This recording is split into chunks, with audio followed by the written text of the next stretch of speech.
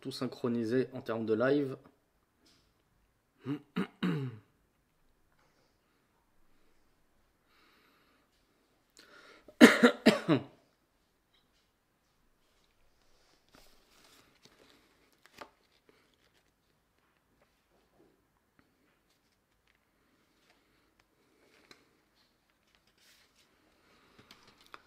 Alhamdulillah.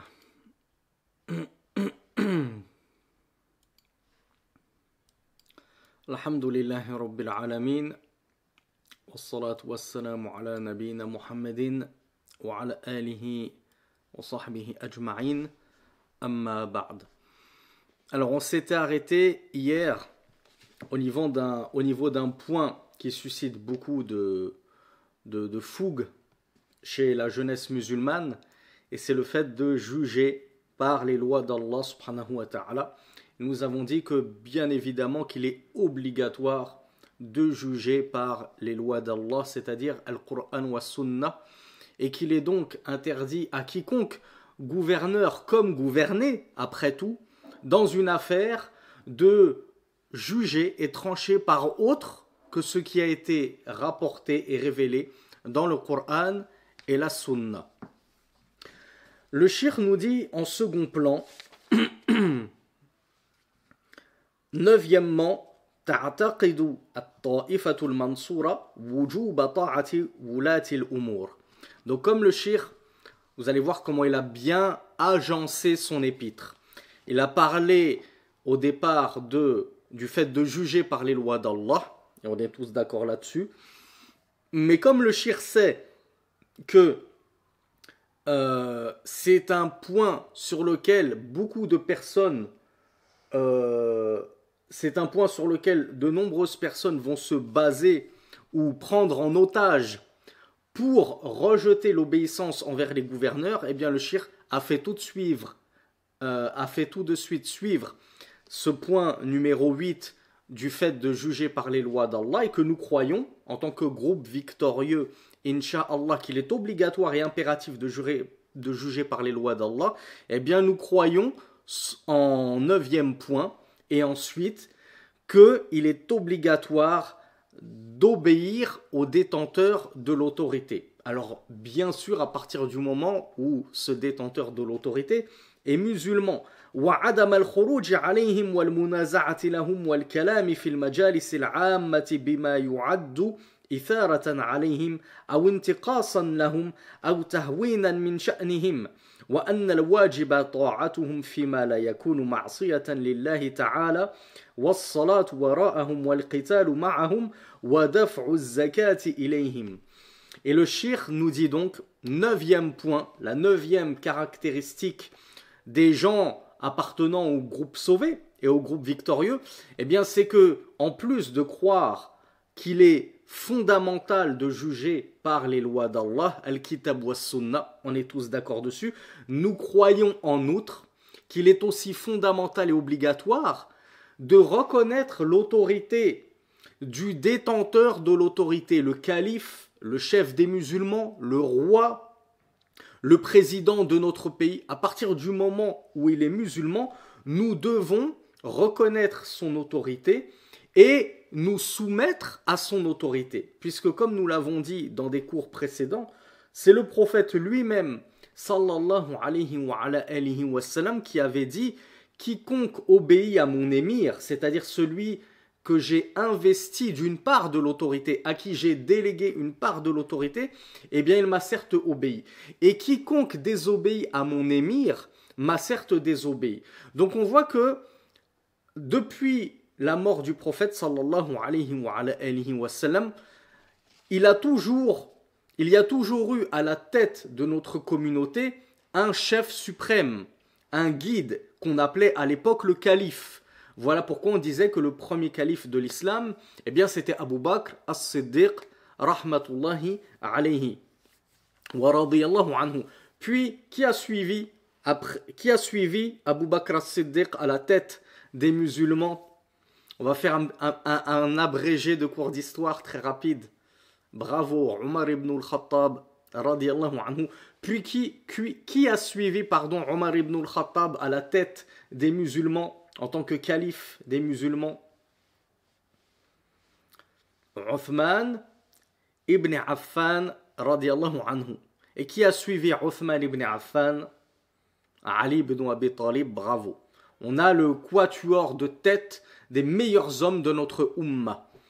Donc une fois que le prophète sallallahu alayhi wa sallam a trépassé, eh bien Allah subhanahu wa ta'ala nous a toujours suscité en nous-mêmes un guide que nous devons suivre. C'est une injonction divine et c'est un ordre prophétique. Nous devons suivre ce guide, ce gouverneur, ce calife bien guidé. Mais le calife, vous vous doutez bien que plus son califat va être grand et plus il aura de responsabilités et de difficultés à gérer tous les territoires qu'englobe son califat. Eh bien le calife va pouvoir déléguer son autorité à ce qu'on appelle des émirs ou des wuzara, le pluriel de wazir, qui est devenu ensuite les vizirs. Eh bien c'est ça, les vizirs, ce sont les délégués du calife qui vont administrer chacun une région. Donc à partir du moment où vous les appelez comme vous voulez, les gouverneurs, les sultans, les émirs, les présidents, les rois, les ministres, à partir du moment où c'est un détenteur de l'autorité, qu'il a commandement sur les musulmans, eh bien on va le voir, Inch'Allah, dans ce cours, le prophète sallallahu alayhi wa sallam nous a rigoureusement défendu de lui disputer l'autorité, de contester son autorité, et pire que tout cela, de chercher à se rebeller contre son autorité, voire même à essayer de lui arracher l'autorité et le destituer de sa place. Donc, la 9e caractéristique des gens de la sunna et du groupe, le groupe victorieux, le cheikh nous dit, c'est qu'il croit qu'il est obligatoire d'obéir aux détenteurs OAUX, puisqu'ils sont de nos jours, ils sont plusieurs. Il n'y a plus un seul calife suprême à la tête de tous les musulmans du monde. Non, chaque pays, voire carrément même chaque région, elle a son propre émir qui va diriger cette région-là. Eh bien, il est obligatoire pour nous d'obéir à notre émir. Moi, je me trouve dans tel pays, je dois obéir au détenteur de l'autorité de ce pays. Toi, tu te trouves dans tel autre pays, tu dois obéir à ton détenteur de l'autorité. Et le jour, Inch'Allah, on n'attend que ça, bien entendu, où le califat reviendra, et notamment avec Al-Mahdi, alayhi salatu wassalam, et qui remplira la terre de justice comme elle a été remplie d'injustice, comme nous l'a appris le messager d'Allah sallallahu alayhi wa sallam, alors oui, toute l'autorité lui sera tributaire, toute l'autorité lui sera conférée et tous les musulmans du monde entier devront lui prêter allégeance et lui obéir à lui. D'ici là, tant qu'on est malheureusement morcelé, chacun s'en tient à son gouverneur et c'est déjà beaucoup. Si déjà chacun arrivait à obéir à son gouverneur et à l'écouter, il n'y aurait pas toutes ces effusions de sang auxquelles on a tristement assisté lors des funestes printemps arabes. Donc le cheikh nous dit, la Ta'ifa Mansoura, le groupe sauvé, il croit qu'il est interdit de sortir contre les détenteurs de l'autorité, de chercher à leur disputer l'autorité. Alors que pensez-vous d'un homme musulman qui ne va pas disputer frontalement l'autorité au gouverneur et il ne va pas sortir contre lui et essayer de le poignarder ou de faire un coup d'état, mais il va faire ses petits lives sur TikTok, ses petits lives sur Instagram et il va exciter les gens contre son gouverneur en disant « Regardez comme il est injuste ».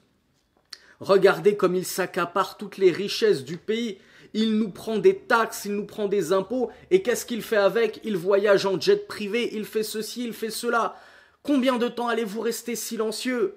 N'allez-vous donc pas vous révolter? Lui, lâche comme il ne se révolte pas. Lui, peut-être même qu'il est à Los Angeles, dans un palace 4 étoiles, en train de vivre sa plus belle vie. Et il chauffe les gens, notamment dans les pays du tiers-monde et les pays d'Afrique et du Maghreb, il s'en fiche. Et il va les envoyer au charbon, comme on dit.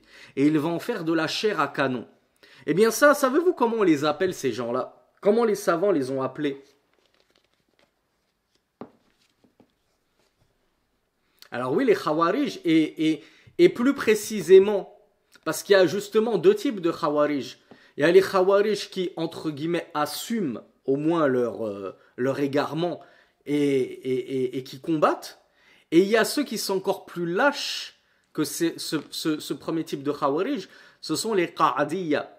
C'est-à-dire les Khawarij assis bien confortablement dans leur trône, dans leur petit fauteuil en cuir, et qui vont envoyer les gens aller se faire exploser et se sacrifier, donner leur vie, pendant que eux, ils sont là à compter les billets et à en redistribuer une toute petite partie en finançant le terrorisme. Et tout le reste, c'est pour alimenter un train de vie exubérant. Ceux-là, ce sont les pires de tous.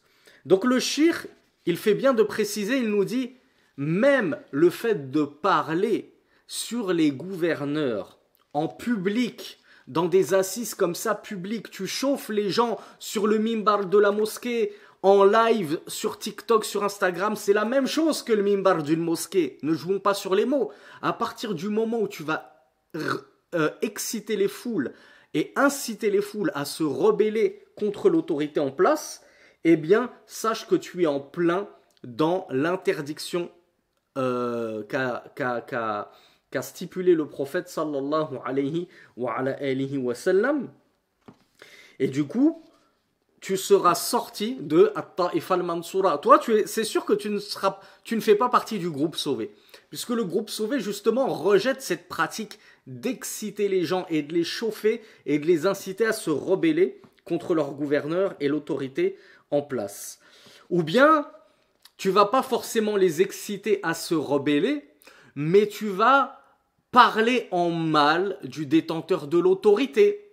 Imaginons que moi je fais mon petit live comme ça et je dis, vous savez, le roi dans mon pays, sa femme c'est une mutabarrija, porte pas le voile, son fils, on l'a souvent vu dans les bars en train de boire de l'alcool, et puis lui il fume et on l'a déjà vu en compagnie de prostituées, etc.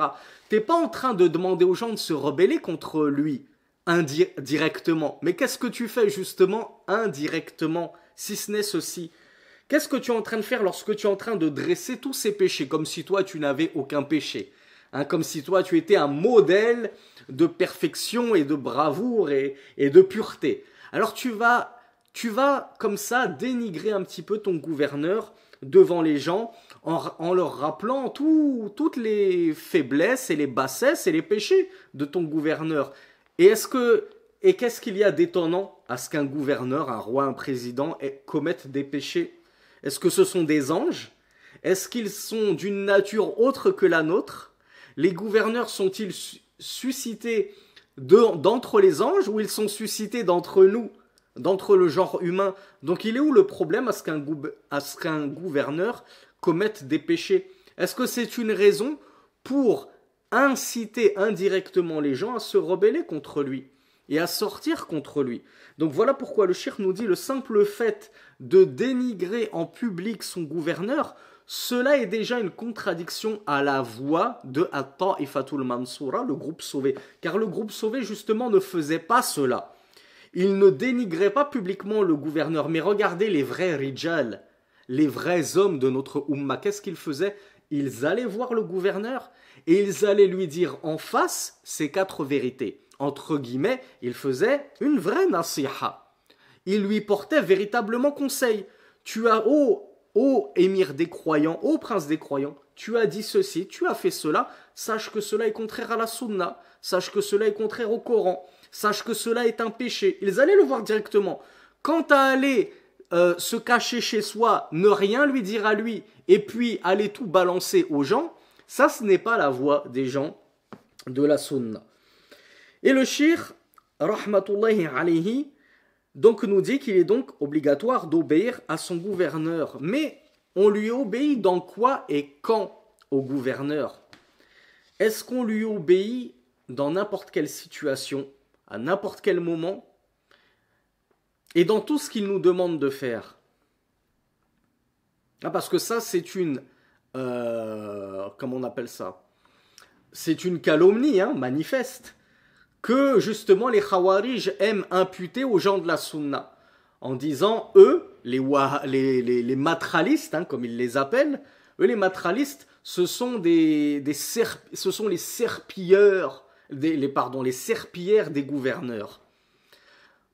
Prétendument, eux, ils les écoutent dans tout, ils acquiescent pour tout, ils courbent les chines, ils ne se rebellent jamais, ce sont de véritables soumis, etc., etc. Mais qui a dit que les gens de la Sunna et du groupe écoutaient et obéissaient à leur gouverneur dans Al-Munkar, le blâmable, ce qui n'est pas convenable?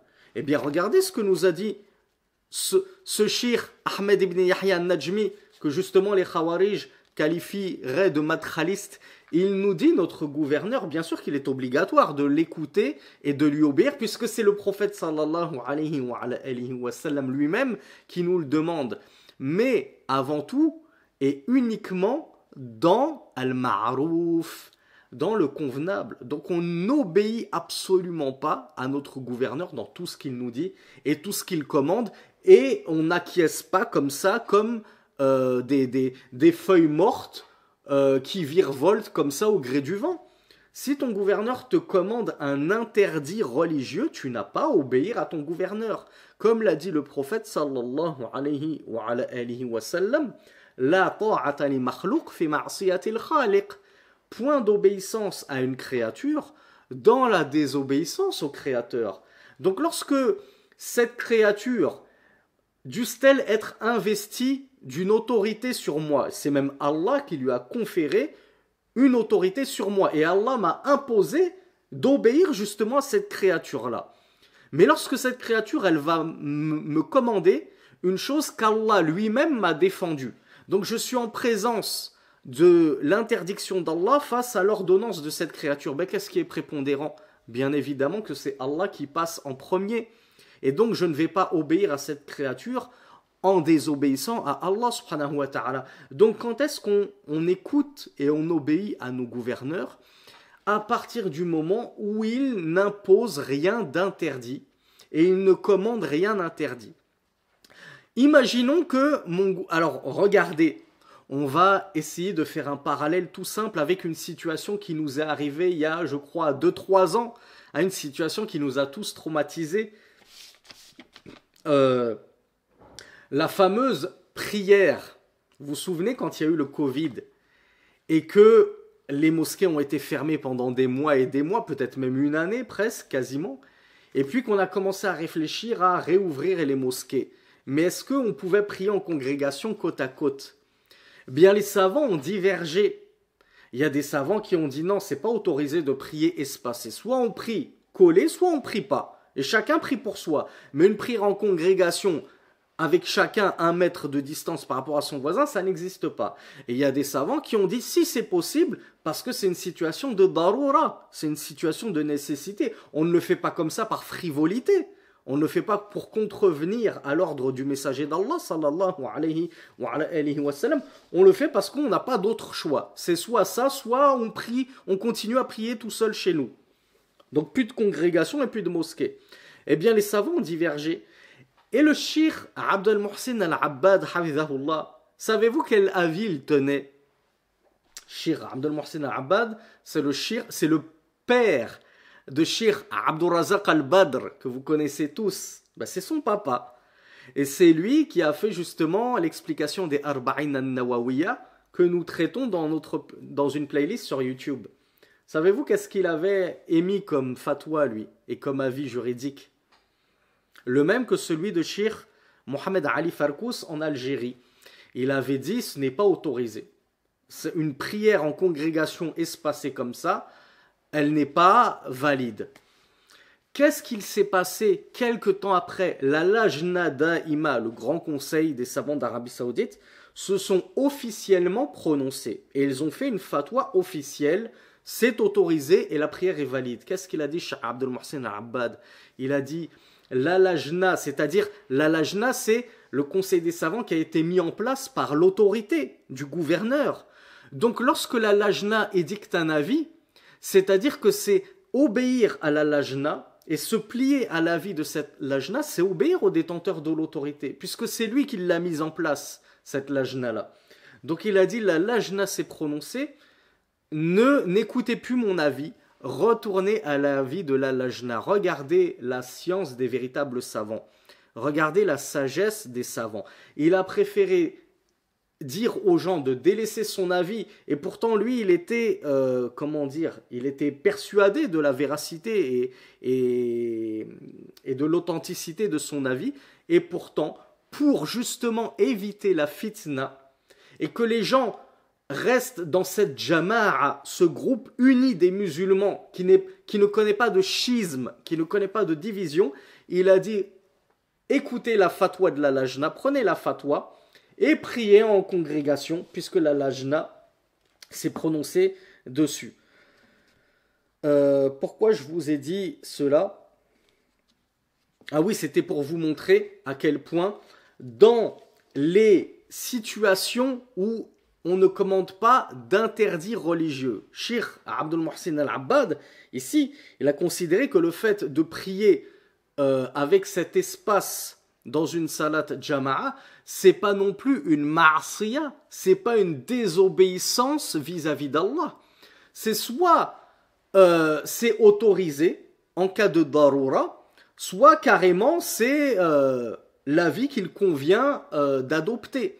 Donc à partir du moment où on voit que on ne te commande pas une désobéissance à Allah subhanahu wa ta'ala, alors tu écoutes ton gouverneur. Tu écoutes le comité des savants de ton pays qui a fait sa fatwa conformément en plus au Coran et à la Sunna. Ils ne se sont pas basés sur du vent, ils se sont basés eux-mêmes sur le Coran et la Sunna. Alors, pour éviter la fitna, pour éviter les troubles, les dissensions, les schismes, comme on a dit, eh bien, on écoute et on obéit à nos supérieurs, aux détenteurs de l'autorité, à partir du moment où ils ne nous invitent pas à contredire Allah subhanahu wa ta'ala, à nous rebeller contre l'ordre d'Allah subhanahu wa ta'ala et à désobéir à Allah. Donc, notre gouverneur, imaginez que nous, on a un gouverneur, on a un roi qui nous gouverne, on a un président qui est fasiq. Savez-vous ce que ça veut dire fasiq, mes frères et mes sœurs?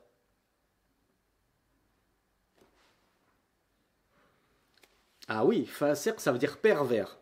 Savez-vous que les savants, et notamment l'imam Ahmed, ont dit que l'imam qui se rase, c'est un fasiq. D'ailleurs, un homme qui se rase est fasiq.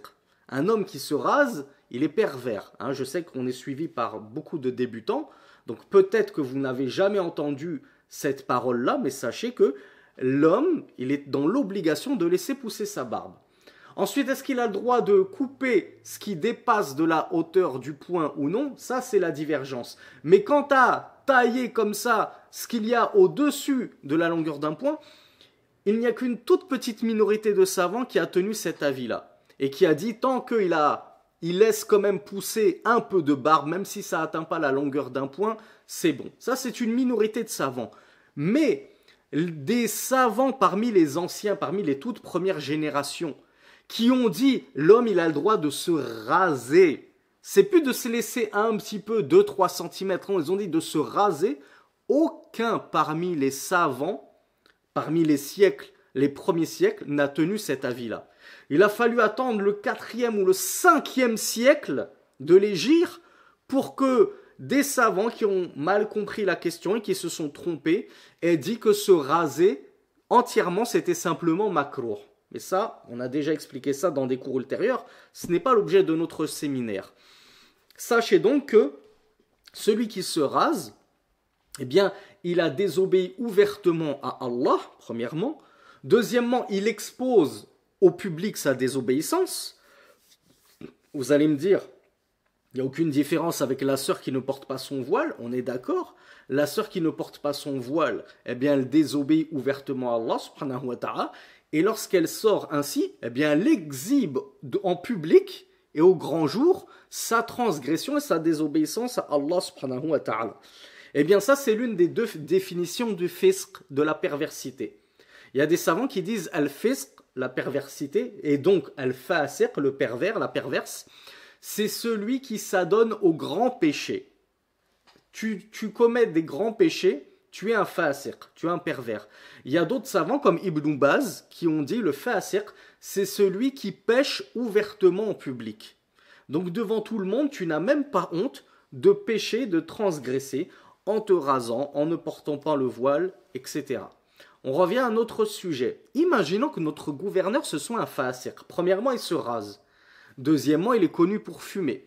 Troisièmement, il est connu pour boire de l'alcool quand il fait ses réunions avec des autres gouverneurs de pays koufars, quand il est invité, il se laisse aller, on le voit avec des femmes dévêtues, etc. Imaginons que ce soit un fasiq. Qui est-ce qui dirige la prière chez toi, mon frère? Imaginons que toi, Akhi, tu reçois des amis chez toi. Qui est le plus en droit et qui, normalement, doit diriger la prière?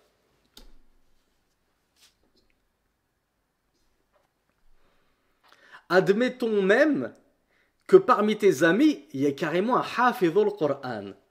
Quelqu'un qui a mémorisé par cœur le Qur'an. Chez toi, est-ce que c'est lui qui dirige la prière?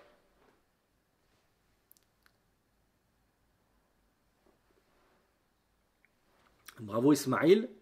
Celui qui dirige la prière, c'est Sahibud Dar. C'est le propriétaire de la maison. C'est celui qui paye le loyer. Tu payes le loyer, c'est toi qui dirige la prière. Même si ton ami, il est hafidh al-Qur'an et que toi, tout ce que tu connais du Qur'an, c'est Qul huwallahu ahad. C'est quand même toi qui feras l'imam à la maison. Parce que c'est toi le chef, de la maison. Qui est le chef, non plus dans une maison, mais dans un pays?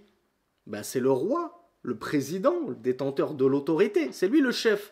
Donc qui dirige la prière en présence de ce chef de la nation? En présence du roi, du président? Eh bien, c'est lui. Même si tu as Soudais et Shuraim qui sont là, c'est quand même lui, le président, le roi, qui dirigera la prière dans son pays. C'est lui le chef. Même s'il ne connaît que Qul huwallahu ahad. On est d'accord jusque-là. Ça, c'est une règle de fiqh. On vous la donne cadeau. Vous pourrez la propager à votre groupe d'amis. Une faïda à savoir.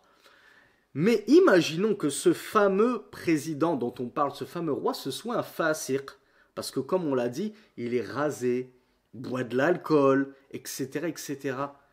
Est-ce que j'ai toujours le droit de prier derrière lui? C'est lui qui va me diriger en prière? Eh bien, qu'est-ce que vient de nous dire le Cheikh Ahmed Al-Najmi? Il a dit que la croyance du groupe sauvé, le groupe victorieux, les grands savants de la Sunna et du groupe Ahlus Sunna wal Jama'a voyaient qu'on priait derrière le détenteur de l'autorité quand bien même il était fasiq. Pourquoi, à votre avis, si toi et moi et notre ami et tous les gens multazimoun, tous les gens qui en apparence respirons l'islam et la droiture et la rectitude, si on se met tous à boycotter notre gouverneur et on dit nous on prie pas derrière ce pervers, et en plus on emploie carrément le mot, qu'est-ce que ça va engendrer à ton avis? Qu'est-ce que ça va semer, si ce n'est d'autre que la zizanie? Les gens vont dire ah ouais, ils ont raison de pas prier derrière lui, c'est vrai, c'est un pervers, etc. Mais qu'est-ce qui va se passer ensuite? On va se dire mais attendez, si on se refuse de prier derrière lui, mais on devrait carrément aller jusqu'au bout de notre raisonnement et on devrait tout lui refuser.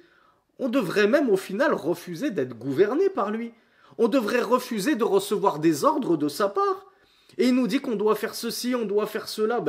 Pourquoi on va obéir à un pervers? Vous voyez, c'est déjà la première étape dans c'est déjà la première étincelle qui va allumer le feu de la fitna. Voilà pourquoi nos savants sont tellement pleins de sagesse et qu'ils font tout pour éviter justement de déclencher cette fitna. Donc ils ont dit, même si ton gouverneur est pervers, eh bien tu pries derrière lui et tu pars au djihad avec lui. S'il déclare le djihad, qui te dit allez on va combattre les mécréants, tu pars au djihad avec lui. Même si c'est un gouverneur qui, comme on le verra, Inch'Allah, dans certains hadiths, tu le détestes et il te déteste, comme l'a dit le prophète sallallahu alayhi wa sallam. Mais qu'est-ce qui est pire?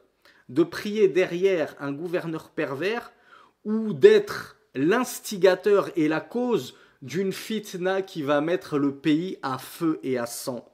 Et l'armée va sortir contre le peuple, et le sang va couler dans les rues, et les femmes, nos sœurs vont finir violées en prison, et nos frères enfermés et torturés, etc., etc. Tout ça pour avoir refusé de prier derrière ton gouverneur et d'avoir commencé à parler un petit peu sur lui. Regarde, essaye de voir plus loin que le bout de ton nez, mon frère. Toi qui es plein de fougue, de vivacité, regarde ce que ta fougue est, ce à quoi peut amener ta fougue et ta vivacité.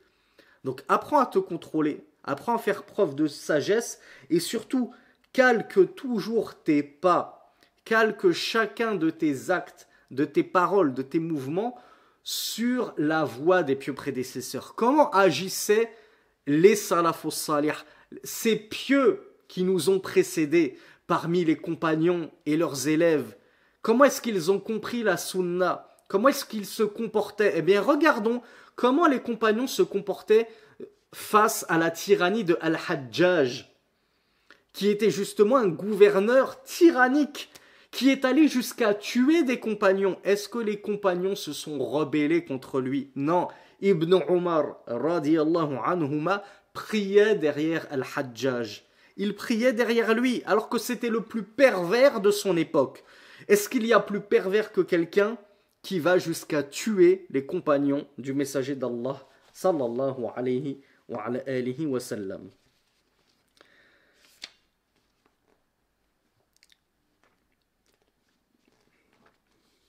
Alors, par rapport au ahadith, le shir Al-Najmi, rahmatullahi alayhi, en a rapporté plein, qui prouvent justement que cette opinion-là, cette voie-là, c'est pas la voie des lâches, c'est pas la voie des soumis, des poltrons, etc. C'est juste la voie des pieux prédécesseurs, la voie du groupe sauvé, ni plus ni moins. Il nous dit que d'après Ubadah ibn Samit, radiyallahu anhu, et le hadith il est doublement authentique, il est rapporté dans Bukhari et Muslim. Il a dit, le prophète sallallahu alayhi wa sallam nous a appelés, et alors nous lui avons prêté allégeance. Bay'anahu, on lui a prêté allégeance. On lui a fait bay'a sur quoi? Il a dit bay'anahu ala sam'i wa ta'a fil usri wal yusri. On lui a prêté allégeance quant à l'écoute et l'obéissance, c'est-à-dire vis-à-vis des commandeurs et des détenteurs de l'autorité, dans la facilité et dans la difficulté. Ah oui, mon frère, c'est là où on va voir si tu es un vrai mu'min, un vrai croyant. Et c'est là où on va voir si tu fais vraiment partie du groupe sauvé duquel tu te réclames, ou bien ce ne sont que des prétentions, et à la première fitna venue, eh bien tu te mets à agir comme les hérétiques et comme les adeptes de certaines sectes. Le gouverneur, on lui obéit dans la facilité et dans la difficulté. Lorsque il nous prive de pain, il augmente les taxes sur le prix de l'essence, on a la corde jusqu'au cou, on est acculé de partout. Est-ce que tu vas continuer à suivre l'enseignement du prophète sallallahu alayhi wa sallam et obéir et écouter à ton gouverneur, ou bien c'est là que tu vas commencer à sortir contre lui et à te rebeller? Et tu seras sorti contre ton gouverneur et tu te seras rebellé. Pourquoi au juste? Pour Allah subhanahu wa ta'ala ou pour de la dunya? Parce que le pain a augmenté, parce que l'essence a augmenté. Je vous l'ai dit, c'est là qu'on va voir les vrais gens de la sunna et ceux qui sont les plus éloignés de la sunna. Le shir, plutôt le compagnon, nous dit donc: nous avons prêté allégeance au prophète sallallahu alayhi wa sallam d'obéir à notre gouverneur, aux détenteurs de l'autorité, dans la facilité comme dans la difficulté. Wal manshati wal makrah. Que ça, en d'autres termes, bon gré mal gré. que ça nous plaise ou non ce qu'il nous commande à partir du moment, encore une fois, où il ne commande pas une désobéissance à Allah subhanahu wa ta'ala.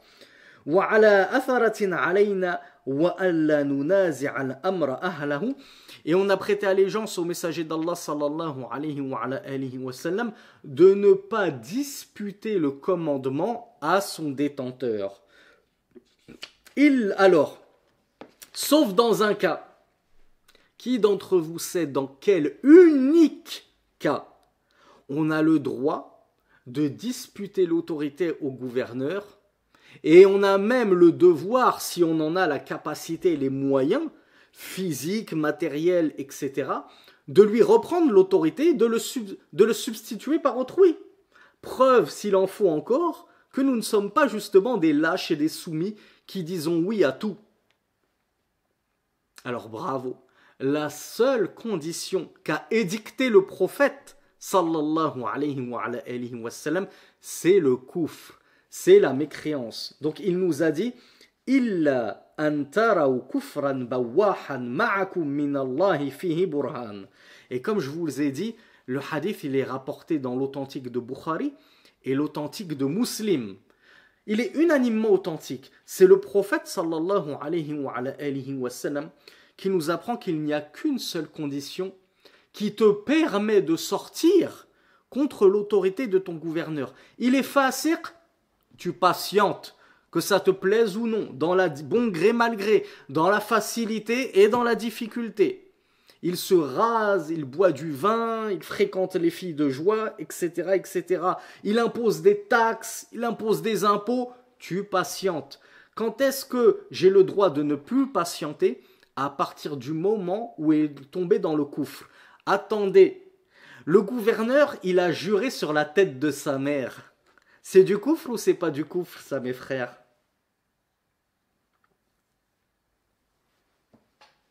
Le gouverneur, il a dit sur la tête de ma mère. Demain, je vais mettre une lucarne au foot. Cette parole-là, c'est du coufre ou c'est pas du coufre? Cette parole-là, jurée sur un autre qu'Allah, subhanahu wa ta'ala, c'est du koufr. Mais c'est du petit koufr. C'est de la mécréance, mais c'est de la petite mécréance, c'est de la petite association. Donc du coup, est-ce que c'est tout koufr qui est voulu ici? Et dès que le gouverneur est genre sur la tête, alors koufr, ça veut dire mécréance, pour ceux qui ne le savent pas. Donc est-ce que toute petite mécréance est légitime le fait de sortir contre son gouverneur? Non, absolument pas. C'est la mécréance qui fait sortir son auteur de la religion, qui te permet de ne plus écouter et obéir à ton gouverneur. C'est pas le petit koufr, la petite association qui ne fait pas sortir son auteur de la religion. Donc voilà pourquoi le messager d'Allah sallallahu alayhi wa sallam nous a dit vous devez obéir, etc., etc., sauf si vous voyez kufran bawahan, c'est-à-dire une mécréance évidente. Ma'akum min Allahi burhan. Ou fihi burhan.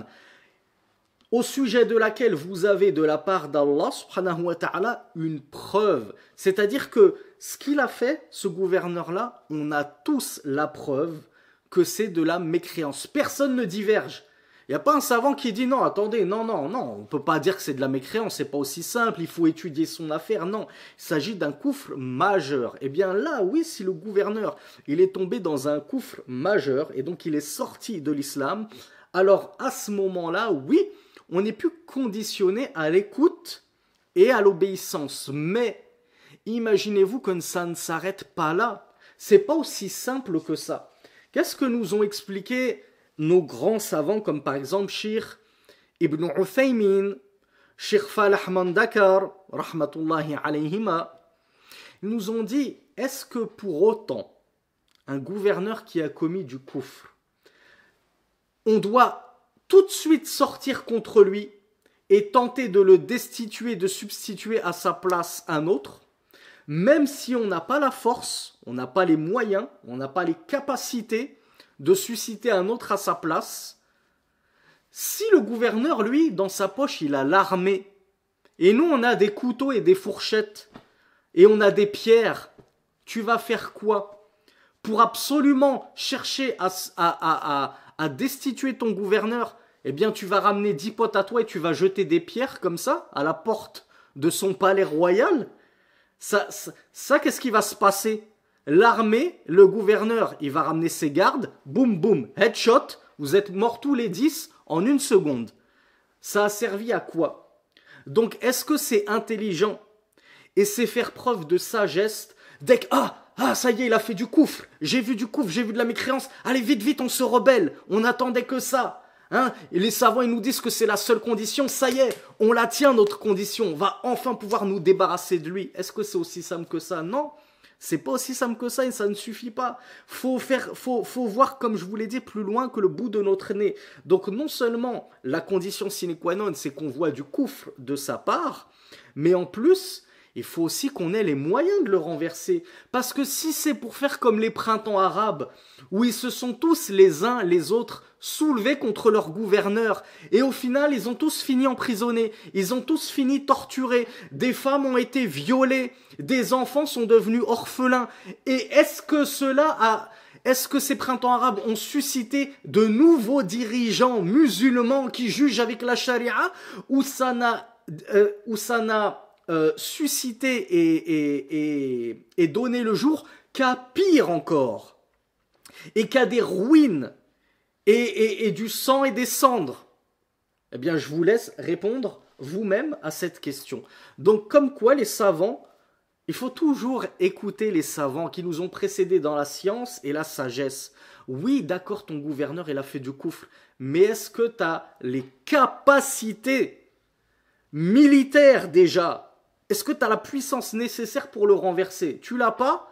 Qu'est-ce que ça va amener de chercher à le renverser, si ce n'est ta propre mort et que le pays va être dans un état encore pire? Donc parfois, comme nous l'ont expliqué les savants, eh ben, il vaut mieux, même dans ce cas de figure-là, patienter et continuer à obéir contraint, bon gré mal gré, jusqu'à ce qu'Allah subhanahu wa ta'ala nous renforce et nous apporte une délivrance de sa part, et que nous soyons plus forts, plus soudés, plus unis. Et à ce moment-là, oui, dès que l'occasion se présentera devant nous, alors on dégage ce mécréant, puisque on parle du mécréant, du gouverneur qui a mécru et qui est donc mécréant. Donc ça, c'est la condition sine qua non. Dans Ibn Abbas radiyallahu anhuma a dit, et cela est rapporté dans les deux authentiques, donc quand vous entendez les deux authentiques ou que vous entendez muttafaqun alayhi, unanimement authentique, ça veut dire que c'est un hadith qui se trouve dans le Sahih de l'imam al-Bukhari, rahmatullahi alayhi, et le Sahih de l'imam Muslim, rahmatullahi alayhi. Ibn Abbas radiyallahu anhuma a donc rapporté du prophète sallallahu alayhi wa sallam qu'il a dit: Man ra'a min amirihi shay'an yakrahuhu falyasbir alayhi fa innahu man kharaja min al-jama'a shibran famata illa mata maytatan jahiliyatan. Donc le prophète sallallahu alayhi wa sallam a dit: quiconque voit de son émir, c'est-à-dire de son détenteur de l'autorité, de son gouverneur, une chose qu'il réprouve. Moi, je l'ai vu boire du vin, je l'ai vu fréquenter une femme de peu de vertu, etc. C'est abject ce qu'il fait. Donc, bien sûr que dans ton cœur, tu dois réprouver ce que cette personne fait, même si c'est ton détenteur de l'autorité. Mais dans ton cœur, encore heureux que ça vibre et que tu te courrouces pour les transgressions des lois d'Allah subhanahu wa ta'ala. Mais c'est pas une raison pour sortir contre lui, exciter les gens contre lui. Mais bien sûr que dans ton cœur, tu dois protester. Personne ne te demande d'agréer la transgression et les péchés de ton gouverneur. Personne n'a jamais commandé ça. Donc Ibn Abbas a dit que le prophète a dit, sallallahu alayhi wa sallam, quiconque voit de son émir une chose qu'il réprouve, qu'il patiente sur lui. Fal yasbir alayhi. C'est qui le dit? C'est moi le wahhabite? C'est Sami le matraliste? Ou c'est ton prophète à toi, Akhi? Si tu te prétends croyant et musulman, c'est ton prophète Muhammad sallallahu alayhi wa sallam qui te dit patiente sur ton gouverneur si tu vois une chose que tu réprouves de lui. Ton gouverneur musulman. On est en train de parler du gouverneur musulman. Car, certes, et je poursuis, c'est le propos du prophète, sallallahu alayhi wa sallam, quiconque sortira de la jama'a, du groupe. Le groupe, c'est ceux qui sont sous l'autorité du calife, du détenteur de l'autorité. Quiconque sortira du groupe d'un shibr, vous savez ce que c'est qu'un shibr? Un empan. L'empan, c'est ça. C'est l'espace qu'il y a entre ton pouce et ton petit doigt. Ça représente quoi? 10, 15 centimètres.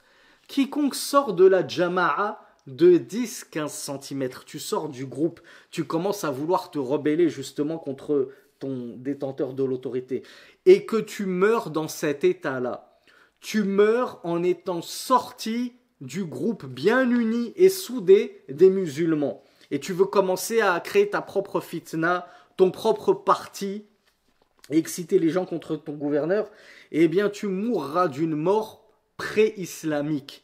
Tu mourras d'une mort de la jahiliya, digne de la jahiliya. Vous savez ce que c'est qu'al jahiliya? Jahiliya, c'était l'ère de l'ignorance avant l'avènement de l'islam, où les gens ne savaient même pas qui était Allah, comment adorer Allah. Donc en gros, le prophète sallallahu alayhi wa sallam nous dit que tu meurs d'une mort digne de l'époque anté-islamique si tu sors de la jama'a. Dans une autre version, le prophète sallallahu alayhi wa sallam a dit faqad khala'a ribqat al-islam min unuqihi. Celui qui sort de la jama'a parce que tu as vu quelque chose qui t'a déplu de ton gouverneur. Ça y est, moi je l'écoute plus hein. Moi, il boit de l'alcool, hors de question que je continue à faire tout ce qu'il me commande, et à prier derrière lui, et à faire cela et cela. Et le gouverneur, il a dit que Ramadan, ça commençait demain, parce que chacun suit sa lune, et nous, on n'a pas vu la lune, donc je commande qu'on fait demain. Moi, je dis non, moi, c'est pas lui qui va me dire quand est-ce que commence le mois de Ramadan. C'est pas lui qui va me dicter ma conduite. Eh bien, Rasulullah, sallallahu alayhi wa sallam, nous dit, quiconque va sortir de la jama'a et donc de l'autorité de son gouverneur, c'est comme s'il avait ôté le nœud de l'islam qu'il avait autour du cou. Comme si l'islam, de base, tu te l'es bien noué fermement autour du cou, tu es un bon musulman, eh bien dès que tu sors de la jama'a, c'est comme si tu dénouais ce nœud et que tu le retirais. Je veux plus de l'islam, moi je veux plus de cette religion. Donc vous voyez à quel point c'est grave de jouer avec ça, de jouer avec ses passions, de se laisser dicter par nos passions et de se laisser dicter par des ignorants sortis des mosquées caves et de d'on ne sait où et qui viennent exciter les jeunes les plus naïfs et ceux qui ont le moins écouté en leur disant « Ah, il faut pas obéir au gouverneur, c'est tous des koufars, c'est tous des vendus, c'est tous des apostats, etc. etc. » Le prophète sallallahu alayhi wa sallam a dit Man kharaja ala ummati yadribu barraha wa fajiraha wa la yatahasha min mu'miniha wa la yafi li dhi ahadin ahdahu falaysa minni wa laysat minhu. Le prophète sallallahu alayhi wa sallam nous a parlé d'un type d'homme et c'est vous qui allez me dire, il vous fait penser à qui ce type bien précis? Ce type, pas dans le sens ce type, ce mec, dans le sens ce type, cette catégorie de personnes, à qui est-ce qu'elle vous fait penser? Le prophète sallallahu alayhi wa sallam a dit, dans l'authentique de Muslim, hein, hadith authentique, numéro 1848, il a dit, quiconque va sortir contre ma communauté, c'est-à-dire où il va sortir de ma communauté, il sort de Al-Jama'a, il sort du groupe, se mettant à frapper Yadribu, et ce qui est probablement voulu, c'est Yadribu bis-sayf, en frappant avec son épée, donc en commençant à tuer Barraha wa fajiraha, les bons et les pervers de ma communauté. Il se met à tuer tous les musulmans, il sort contre les musulmans. Et celui qui est bon, il le tue quand même. Celui qui est pas bon, il le tue aussi. Ah, toi tu portes pas le voile, boum, je te tue. Toi tu portes pas la barbe, boum, je te tue. Il se met à tuer les bons comme les mauvais et les pervers de la communauté du prophète sallallahu alayhi wa sallam, n'ayant cure des croyants. Ah, lui, les croyants, je m'en fiche. Moi, je vais aller me faire exploser. Je vais mettre une bombe autour de ma ceinture. Je vais me faire exploser dans une mosquée. Je m'en fiche si dans la mosquée, il y a des vrais croyants, il y a des gens qui craignent Allah. Moi, dans cette mosquée, ils votent tous. Hein, c'est tous des vendus. Ils ont tous voté. Donc, ils ont suivi le tarout. Je vais me faire exploser au milieu d'eux. Et je ne fais pas de différence entre le bon et le mauvais. Donc, Rasulullah nous dit, et il ne reconnaît l'autorité à aucun détenteur de l'autorité. Falaysa minni wa lastu minhu. Qu'est-ce qu'elle est lourde cette parole. Qu'est-ce qu'elle est lourde cette parole sur la langue du prophète sallallahu alayhi wa sallam. Il conclut en disant, eh bien, une telle personne n'est pas de moi et je ne suis pas d'elle. En d'autres termes, je m'innocente et je me désavoue de cette personne. Ce type de personne, c'est qui? Ben, le Cheikh An-Najmi, il nous dit c'est ceux qu'on appelle de nos jours. Avant, on les appelait les Khawarij. De nos jours, on les appelle al-irhabiyoun, les terroristes, les intégristes. Qu'est-ce que les terroristes et les intégristes qui s'affilient à notre religion, qui s'affilient à notre prophète sallallahu alayhi wa sallam, si ce n'est ces gens dont le prophète sallallahu alayhi wa sallam s'est pourtant désavoué et innocenté d'eux en disant Laysa minni wa lastu minhu. Il ne fait pas partie de moi et je ne fais pas partie de lui, je n'ai rien à voir avec lui. Qu'il ne commence pas à essayer de dire j'ai fait ça par amour pour le prophète Mohammed sallallahu alayhi wa sallam, pour secourir la sunna. Dans un autre hadith, le messager d'Allah sallallahu alayhi wa sallam, toujours rapporté par Muslim, hein, hadith authentique, numéro 1855, le prophète sallallahu alayhi wa sallam a dit خيار أئمتكم الذين تحبونهم ويحبونكم ويصلون عليكم وتصلون عليهم وشرار أئمتكم الذين تبغضونهم ويبغضونكم وتلعنونهم ويلعنونكم قيل يا رسول الله أفلا ننابذهم بالسيف فقال لا ما أقاموا فيكم الصلاة وإذا رأيتم من ولاتكم شيئا تكرهونه فاكرهوا عمله ولا تنزعوا يدا من طاعة. Encore une fois, Rasulullah sallallahu alayhi wa sallam nous avait déjà apporté la solution il y a plus de 1400 ans. Pourquoi les gens n'écoutent pas? Pourquoi les gens lancent des sobriquets comme ça, matralistes, mourjites, etc., alors qu'on ne fait que répéter et suivre à la lettre la conduite que nous a dictée le prophète sallallahu alayhi wa sallam. Dans ce hadith authentique, il nous a dit les meilleurs de vos chefs. Sachez que le mot imam, dans la langue arabe de base, ça veut dire chef. Un imam, dans la langue arabe, ça ne veut pas dire celui qui dirige la prière. De base, dans la langue arabe, l'imam, c'est le chef. Celui qui est mis en place pour être suivi. C'est pour ça que l'imam en prière a été appelé imam, parce que c'est le chef de la prière qui a été mis en place pour qu'on le suive. Il s'incline, on s'incline. Il se prosterne, on se prosterne. Donc le messager d'Allah, sallallahu alayhi wa sallam, dans ce hadith, il nous dit les meilleurs de vos imams, ne comprenez pas qu'il parle des imams dans la prière, c'est-à-dire les meilleurs de vos chefs. Ce sont ceux que vous aimez et qui vous aiment. Et vous priez sur eux et ils prient sur vous.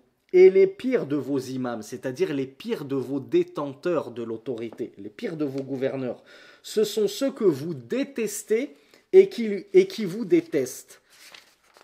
Déjà, je tiens à m'arrêter ici, mon frère, ma sœur. Qu'est-ce qu'on peut retenir comme petite faïda ici, qui vient prouver que on a que trop calomnié les gens de la sunna et du groupe en disant que ce sont des vendus, des serpillères, que soi-disant on acquiesce et on agrée tout ce que les gouverneurs font, hein, on est des lâches, on agrée le fisc, la perversité. Le prophète sallallahu alayhi wa sallam nous a dit, vous les détestez, les pires de vos gouverneurs, ce sont ceux que vous détestez.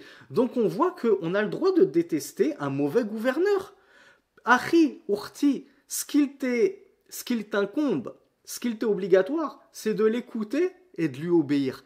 L'aimer, personne ne t'a jamais commandé et obligé d'aimer une mauvaise personne du style être ton gouverneur.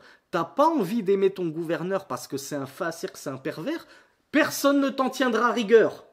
Ne t'inquiète pas, personne ne va t'obliger si t'es obligé de l'aimer. Non, c'est Rasulullah sallallahu alayhi wa sallam qui nous dit que les meilleurs des gouverneurs, c'est ceux qu'on aime et qui nous aiment.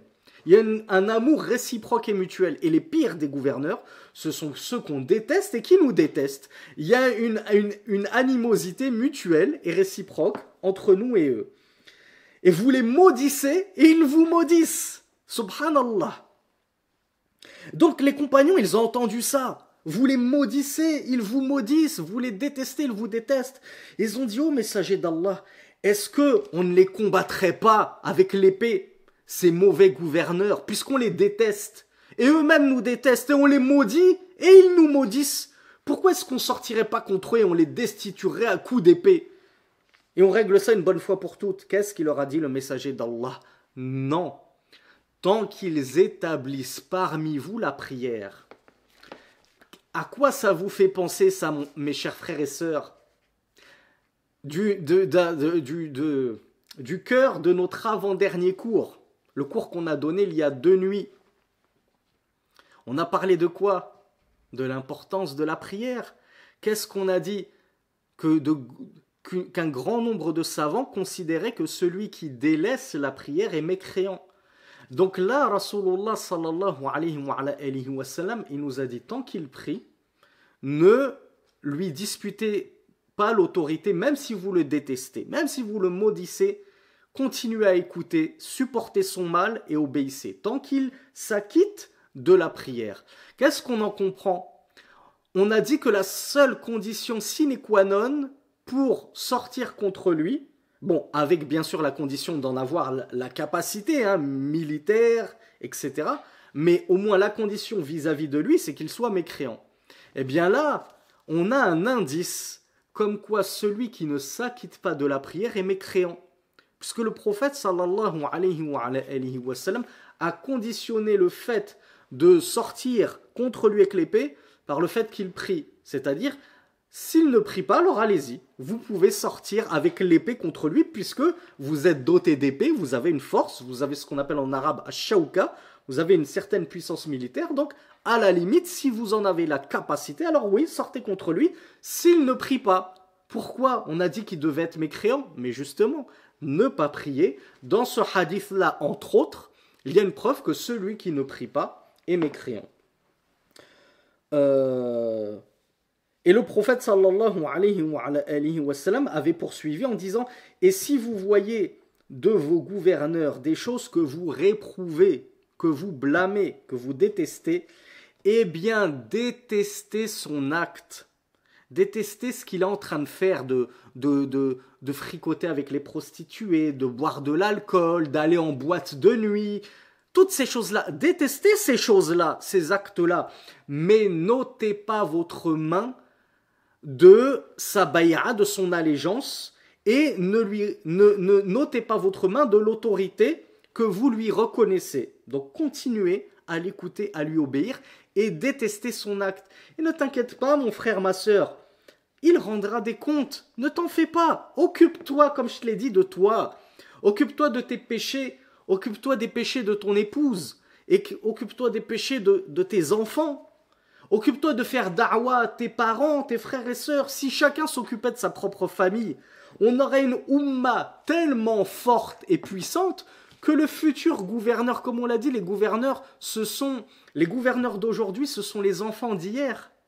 Et les gouverneurs de demain, ce sont les enfants d'aujourd'hui. Si chacun, on s'occupait correctement de notre propre famille, de notre entourage, eh bien tous les enfants de cette communauté, de cette génération seraient des pieux, des bons croyants. Et donc le futur qui parviendrait ensuite d'une manière ou d'une autre au pouvoir, eh bien ce serait un pieux.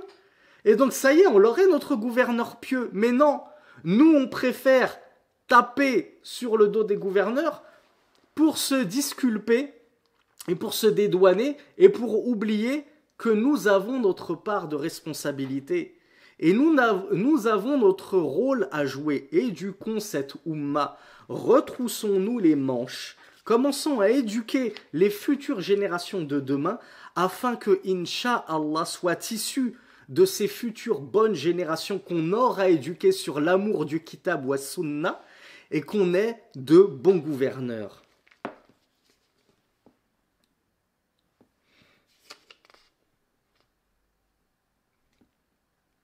Dans une narration de ce hadith que nous venons de lire, le prophète sallallahu alayhi wa sallam avait dit La ma sallu, tant qu'il prie, tant que le gouverneur prie, et qu'on n'a pas vu, bien entendu, de mécréance évidente de sa part, alors on lui écoute, on lui obéit, même si on le déteste parce que c'est un grand pervers. Détestons son acte et restons unis.